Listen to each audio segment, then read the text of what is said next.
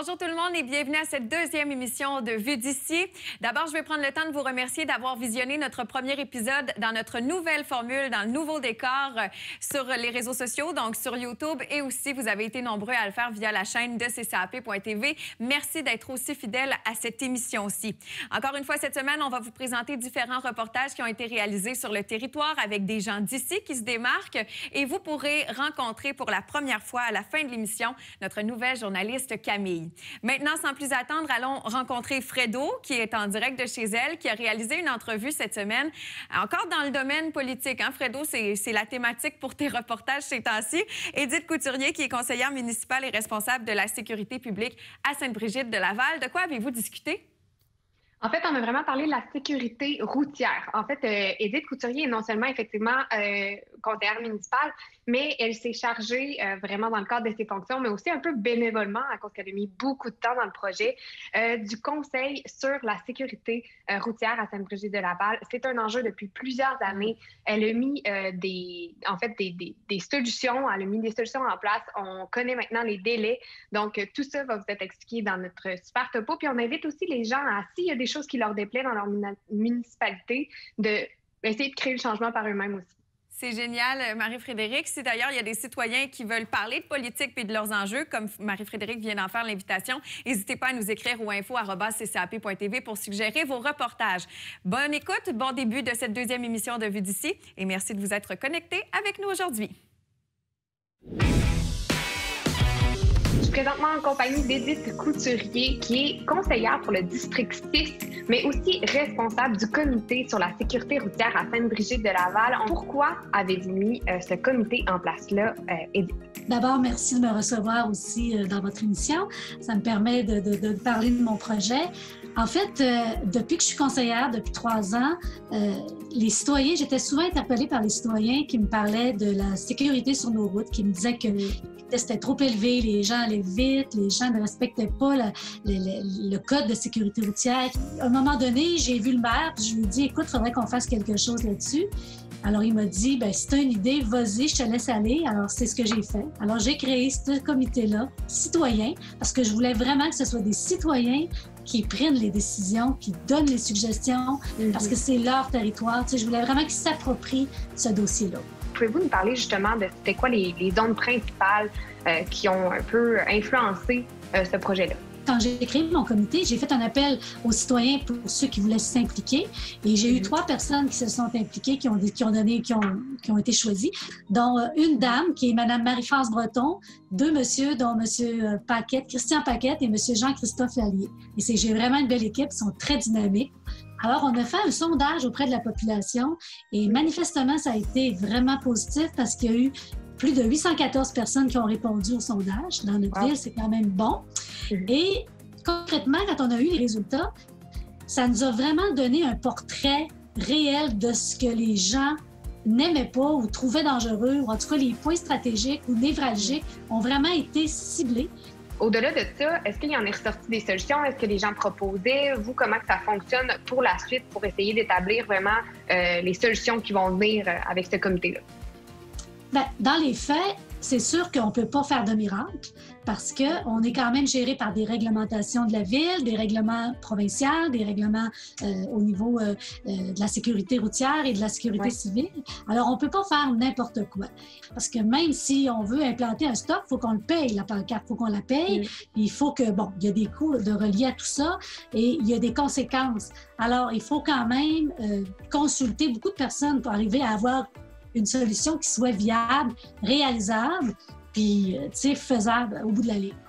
On s'entend que c'est dépendant aussi de d'autres acteurs. Puis, quels sont ces autres acteurs-là que vous êtes dépendants dans cette démarche-là? On a le ministère des Transports, on a la direction de la ville, on a le ministère des Transports parce que nous, à Sainte-Brigitte, on a une problématique aussi. Bien, une problématique.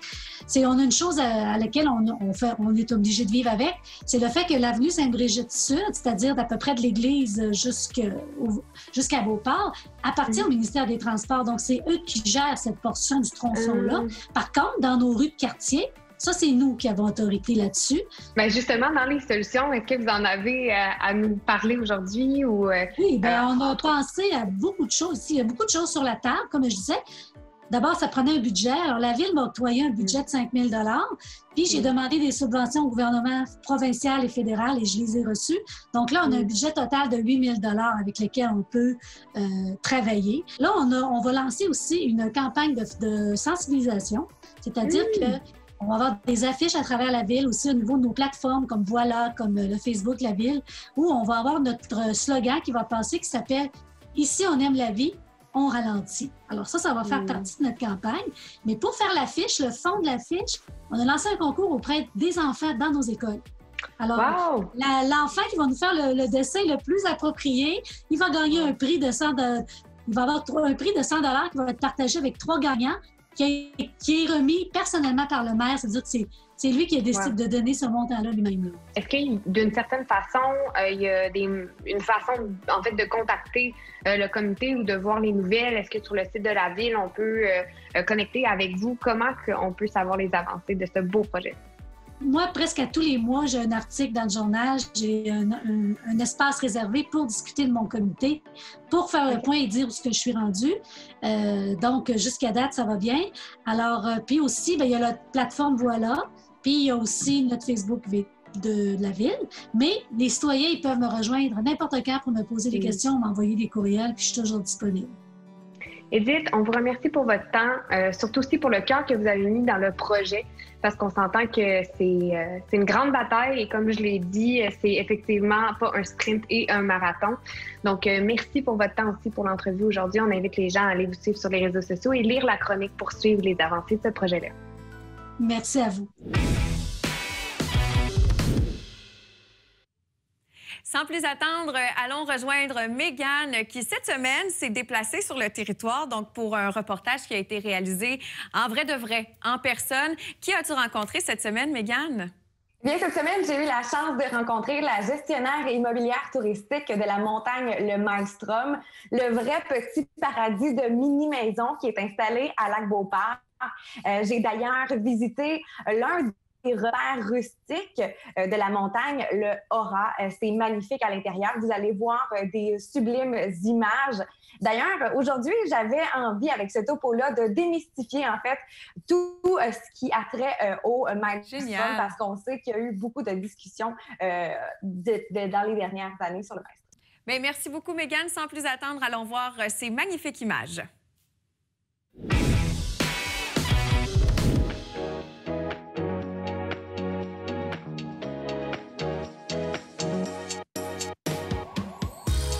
C'est le lieu idéal pour s'évader le temps de quelques jours ou de quelques semaines en plein cœur des montagnes. Le projet immobilier de relais rustique, le Maelstrom à Lac-Beauport, fait énormément parler de lui partout en province et partout dans le monde. Aujourd'hui, j'aurai le plaisir de m'entretenir avec Laurie-Jane Poirier-Mondou, qui est la gestionnaire immobilière ici au Maelstrom, ainsi que propriétaire des chalets, le Lagoum et le Hinge.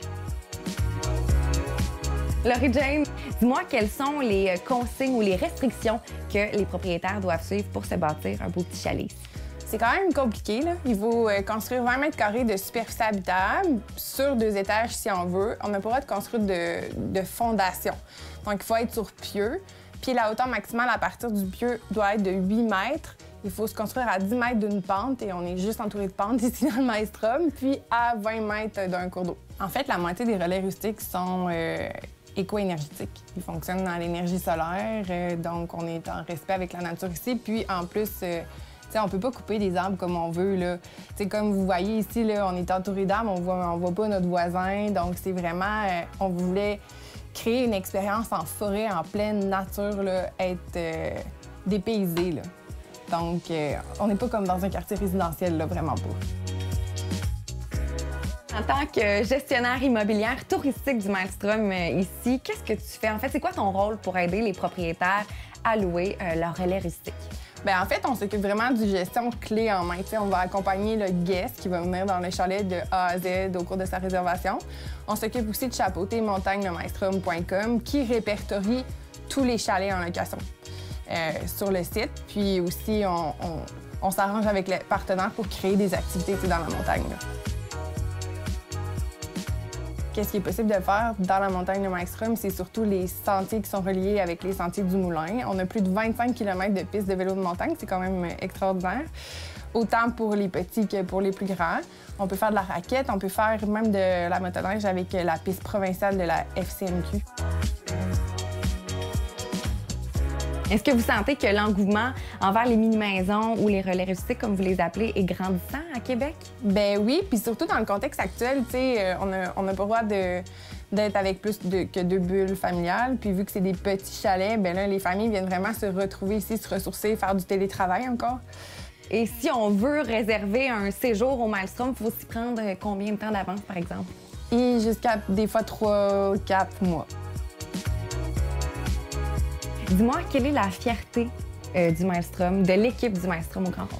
En fait, c'est d'avoir complété l'offre récréo-touristique qu'il y avait à Lac-Beauport. C'est de pouvoir permettre aux citoyens du Lac-Beauport de pouvoir profiter de ces 25 km de pistes de vélo de montagne ou de raquettes. Puis c'est d'avoir aussi doublé le réseau de sentiers avec les sentiers du Moulin. Dans les 2-3 prochaines années, est-ce qu'il y aura de nouveaux relais rustiques qui seront aménagés ici dans le Maelstrom et surtout, seront-ils en location? Oui, en fait, il y a pas mal de propriétaires qui comptent construire. Puis aussi, ça va être des relais rustiques les plus originaux les uns des autres. Là. À chaque fois qu'il y en a un qui se met en location, c'est un design qu'on n'a jamais vu. Et si on veut rester au courant du futur ou des nouvelles propriétés qui vont faire leur apparition sur le Maelstrom, à quelle place est-ce qu'on peut se diriger? Vous pouvez aller sur le site montagne-le-maelstrom.com. C'est ça, on répertorie tous les chalets en location sur la montagne. Le Maelstrom est l'endroit par excellence où il fait bon vivre. De l'extérieur, les chalets ont l'air grandioses, tandis qu'à l'intérieur, c'est en toute simplicité. À seulement une vingtaine de minutes de la ville de Québec, le Maelstrom, c'est une montagne récréo-touristique qui vous offre plusieurs types d'hébergements et d'activités telles que l'accès direct au sentier du Moulin qui vous offre fat bike, ski de fond, randonnée et plus encore. D'ici 2022, le Maelstrom ajoutera plus d'une dizaine de relais rustiques en location. Pour de plus amples détails sur le Maelstrom ou pour faire la location de certains chalets, eh bien, on vous invite à visiter leur page Facebook ou encore leur site web. Dans les derniers jours, sur la page Facebook de la municipalité du Lac-Beauport, on a partagé un article super intéressant qui faisait découvrir finalement aux Québécois 5 endroits pour embellir l'hiver. Et dans les suggestions qui étaient données, il y avait des mentions pour la patinoire du Lac-Beauport et aussi les sentiers du Moulin. Ça m'amène à vous présenter mon reportage de la semaine que j'ai réalisé avec Isabelle Provencher pour parler de l'événement Lac-Beauport en neige qui s'est organisé très rapidement, qui s'est adapté aussi aux conditions de la pandémie actuelle.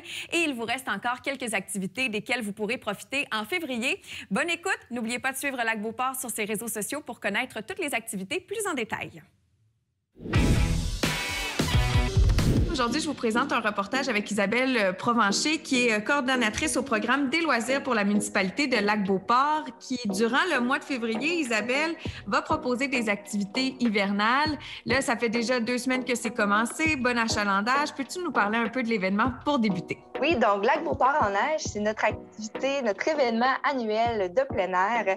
Alors, on a pensé à éclater la fête sur tout le mois. Donc, on a plusieurs activités sur plusieurs dates et sur plusieurs sites pour éviter les rassemblements, finalement. J'imagine qu'il y a des stations où on invite les gens à se rendre. Si c'est de façon autonome, est-ce que c'est bien identifié ou il faut se rendre sur le site Internet d'abord? Je vous dirais que l'endroit le meilleur pour trouver toute l'information, c'est sur la page Facebook de la municipalité de Lac-Beauport.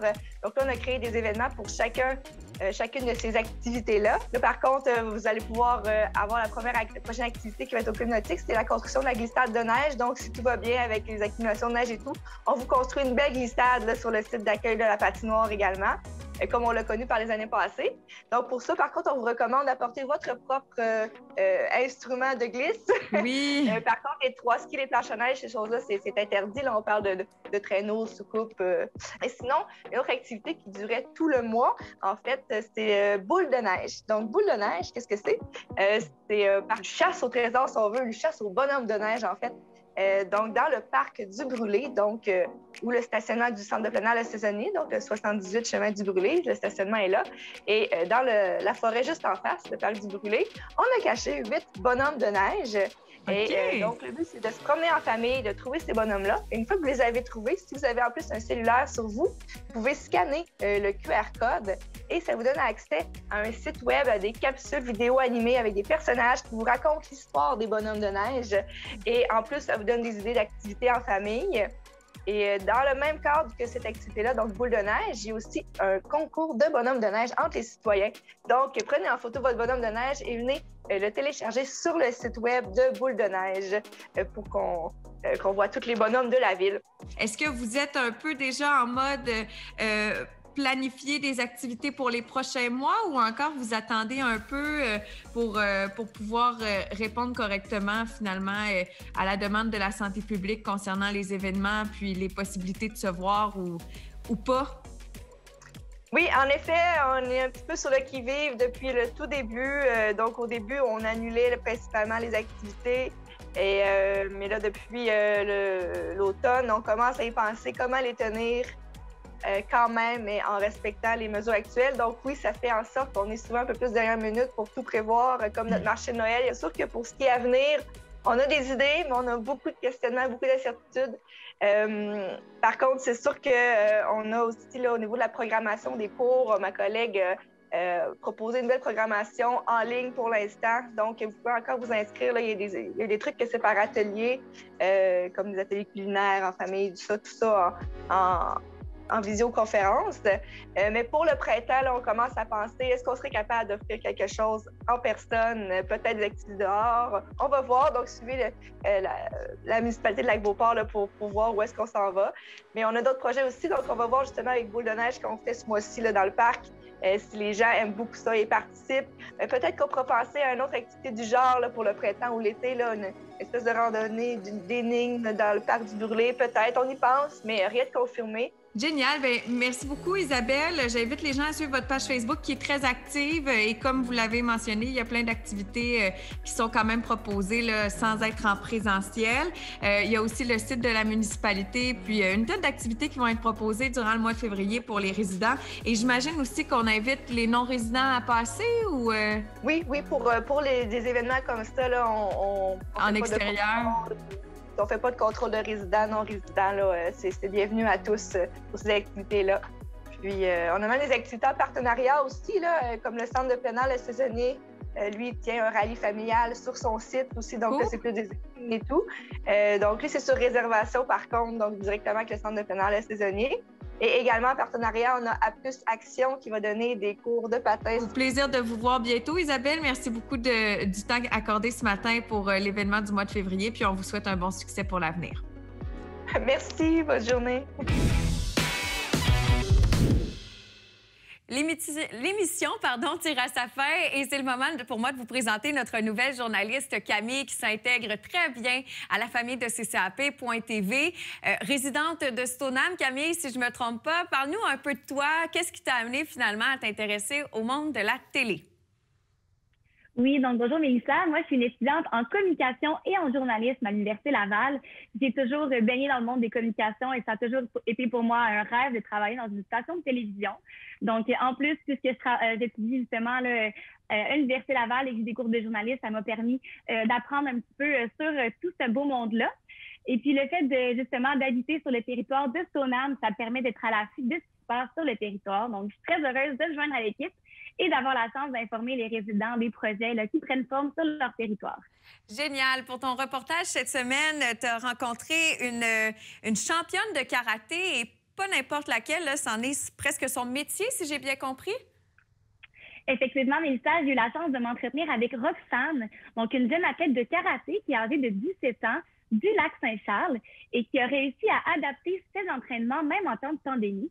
Génial. Donc, c'est vraiment super. Vous allez voir, elle doit filmer ses performances et ce sont des juges qui évaluent par la suite son score. Comme quoi, la pandémie n'empêche pas la possibilité de compétitionner, même de manière virtuelle. Rien à ajouter. Bonne écoute du premier reportage de Camille sur Vue d'ici. Donc, aujourd'hui, on rencontre une athlète âgée de 17 ans, une athlète de karaté qui a repoussé les limites de son sport, même en pleine pandémie, grâce à sa participation à de nombreux tournois virtuels où les athlètes s'affrontent un contre un en filmant leurs performances. Donc, bonjour Roxane Larose-Carignan, comment vas-tu? Ça va bien, oui. Ça va bien, merci. Donc, alors, toi, Roxane, tu pratiques le karaté depuis combien de temps déjà? J'ai commencé à l'âge de 3 ans et demi, donc ça fait à peu près 14 ans là, que je fais du karaté. J'ai commencé au Studio Uni à NDL et Lac-Saint-Charles. Puis j'ai aussi commencé également un autre style en 2016, donc je fais du Shitoryu avec le Dojo Sekai là, depuis cette année. Super! Puis quel est ton niveau en ce moment là, de professionnel de karaté? Donc en ce moment, j'ai ma ceinture noire en karaté Kempo, donc c'est ça avec les Studios Unis. Puis, je vise la ceinture noire aussi dans mon autre style de karaté avec le Dojo Sekai. Donc, c'est ça, je suis rendue là. Puis, je fais des compétitions au niveau local, régional, national et international. Donc, c'est ça, je suis rendue pas mal à un haut niveau. Puis, ça fait 2 ans en ligne là, que je me qualifie pour l'équipe Québec Junior en WKF. Donc, c'est avec la World Karate Federation. C'est la seule fédération qui est reconnue par les Jeux olympiques. Donc, le comité olympique. Félicitations, c'est super. Est-ce que tu réussis à bien concilier études, travail, karaté? Est-ce que c'est difficile en tant qu'athlète de faire tout ça en même temps? Bien, j'ai la chance d'être avec Alliance Sport-Études. Donc, là, je suis au cégep. Donc, avec ça, je peux partir en compétition puis continuer mes études. Puis, c'est ça, mes horaires sont adaptés à mes horaires d'entraînement. Donc, ça me permet de tout jongler ça en même temps. Donc, c'est super. Ouais. Puis, je ne sais pas si tu veux nous parler un peu de ton parcours sportif. D'ailleurs, je crois que tu es professeur de karaté au Studio Uni d'Autodéfense où tu l'as été là, avant la pandémie. Donc, est-ce que tu travailles encore là? Est-ce que tu aides encore des jeunes là, à poursuivre leur cours de karaté? Ça fonctionne comment un peu au Lac-Saint-Charles, je crois? Hein? Oui, j'ai commencé à l'âge de 8 ans à assister avec les cours de Buchu, dans le fond, des 4 à 5 ans. Donc, c'est assez cute là, au début. Oui. Puis, c'est ça, j'ai commencé à prendre plus d'autonomie, puis je suis devenue professeure encore pour les Buchu, puis aussi je fais des cours de jeunes de 6 à 12 ans. Puis, j'ai commencé aussi l'année passée à donner des cours semi-privés pour des jeunes de compétition. Donc, j'apprends les cours des katas traditionnels, en fait. Donc, je donne ces cours-là pour c'est ça, les jeunes qui font de la compétition. Puis, je les encourage justement à pousser leurs limites. Là, donc, j'aime bien ça. Ah, c'est un beau défi, c'est super. Puis, j'imagine qu'avec les restrictions présentement là, liées à la COVID-19, tu as dû adapter tes entraînements, mais aussi ta manière de participer au tournoi. Donc, voudrais-tu nous expliquer un peu comment tu as réussi à continuer des compétitions malgré la pandémie actuelle? Oui, bien, c'est ça. En fait, mes entraînements, dès le début de la pandémie, j'ai pu avoir des cours en ligne. Donc, ça, j'étais super contente. C'est sûr, c'est pas la même chose qu'en présence, mais au moins, je peux continuer à me pratiquer. Donc, ça, je suis super contente. Puis aussi, j'ai découvert les compétitions en ligne qui ont été mises justement pour la pandémie. Donc, j'ai participé à environ une quinzaine de compétitions à date. Donc, ça fait pas mal un total de 100 participantes puis 45 nations. Donc, c'est le fun de voir différentes personnes là, que j'aurais pas pu voir avec des vraies compétitions. J'arrivée première, là, c'est le Murayama International Cup. C'est ça, j'ai fini première. Donc, ça, j'étais super fière. Puis j'ai aussi, dans le fond, il y a eu une série de compétitions, ça s'appelle les World Series. Il y en a eu 5 au total. Puis le classement final total de toutes ces compétitions-là, dans la catégorie U18, je suis terminée 2e sur 75. Puis c'est ça comment ça fonctionne. Là. C'est vraiment des duels. Donc, je filme mon vidéo à la maison, dans mon salon. Je l'envoie à des juges qui donnent une note. Puis c'est ça, c'est éliminatoire. Donc, tu passes au prochain round quand tu gagnes. Puis tu espères d'aller jusqu'à la finale. Puis, donc, c'est vraiment super. Tu es chez toi, puis tu filmes tes performances, tes chorégraphies ou tout ce que tu as appris dans tes cours, puis tu dois performer devant ta caméra et ensuite, il y a des juges qui évaluent là, ta performance, c'est ça? Oui, exactement. Wow. Puis, c'est sûr que c'est différent, mais ça donne une chance de... c'est sûr que dans les vraies compétitions, tu as une chance de performer, puis c'est ça. Tandis qu'en ligne, je peux me reprendre. Donc, si je trouve que mon mouvement n'est pas à la hauteur, ben je peux le refaire jusqu'à temps que j'ai vraiment ce que je veux puis que je suis contente de ma performance. Donc, c'est sûr que ça donne... c'est différent, mais ça donne d'autres opportunités. un nouveau défi pendant la pandémie pour continuer à te motiver puis à pratiquer ton sport. C'est quand même bien et original. Donc, pour terminer, Roxane, pour ceux et celles qui aimeraient justement te voir participer à des tournois virtuels, comment est-ce que les auditeurs peuvent visionner tes capsules? Où est-ce qu'ils peuvent te suivre pour voir tes compétitions à distance? Oui, bien en fait, j'ai une page d'athlète sur Facebook. Donc, c'est là que je pose en fond les liens pour aller voir les compétitions qui sont en cours. Ou tout simplement taper mon nom dans YouTube, puis il y a plein de vidéos qui sortent là, de mes différentes performances. Donc, si le karaté, ça l'intéresse, c'est sûr que c'est le fun de voir me pratiquer dans mon salon. C'est super le fun.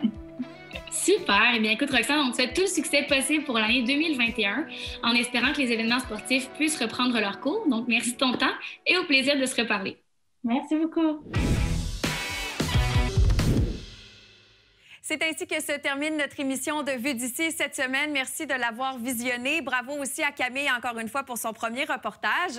Je vous invite maintenant à suivre ccap.tv via ses différentes plateformes. On compte environ 45 000 résidents de la MRC de la Jacques-Cartier. Alors, selon moi, on est capable d'augmenter le nombre de personnes qui nous suivent. Vous êtes environ 2600 personnes sur notre page Facebook et un peu plus de 600 sur YouTube. C'est sur notre chaîne YouTube, d'ailleurs, que vous allez retrouver toutes les émissions qui sont présentées par ccap.tv. Alors, n'hésitez pas à aller nous suivre. Si vous avez besoin d'informations, que vous cherchez la meilleure façon de nous contacter, il y a évidemment le info@ccap.tv, mais vous pouvez aussi consulter directement notre site Internet ccap.tv. La semaine prochaine, nous vous présenterons encore 4 reportages, 3 réalisés par la plateforme Zoom et 1 en présentiel. Ce sera un bonheur de vous représenter une autre émission de Vue d'ici. À très bientôt!